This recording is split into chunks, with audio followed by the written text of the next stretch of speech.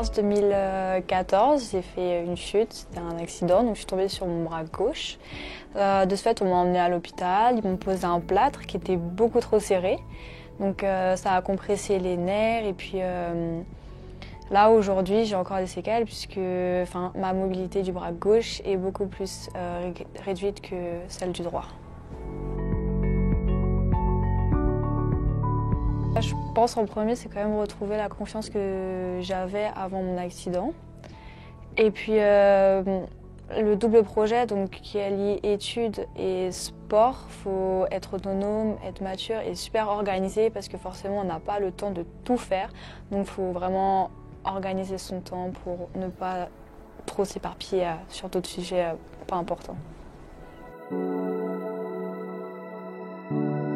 Il y a 4 catégories de handicap qui se jouent debout. Donc il y a la catégorie SU5, donc c'est la catégorie où je suis. Donc c'est toutes les personnes qui vont être touchées au niveau des bras, donc des membres supérieurs. Après il y a les SL4 et SL3, donc eux c'est les personnes qui vont être touchées au niveau des membres inférieurs, donc au niveau des jambes.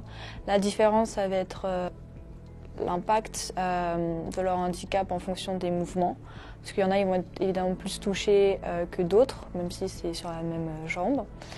Et puis il y a la catégorie SH6, donc c'est les personnes de petite taille.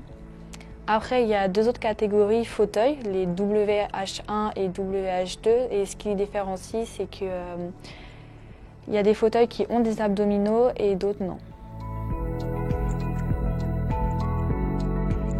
Forcément, les entreprises elles vont être beaucoup plus intéressées par rapport aux gens handicapés et ils vont plus s'intéresser à ces personnes et les mettre en avant.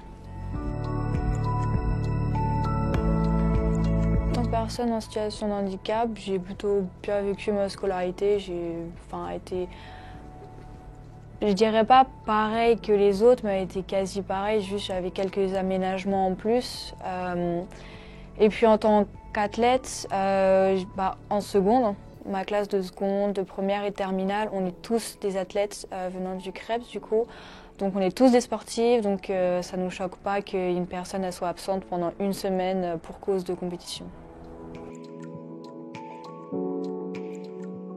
Cette année, les gens de ma classe sont beaucoup plus intéressés au champ du handicap du coup. Et donc depuis que je suis entrée dans le para, ils me posent énormément de questions sur le para, sur le sport, sur les autres nations et tout. Et puis, je trouve qu'ils s'intéressent beaucoup plus aux handicapés un peu.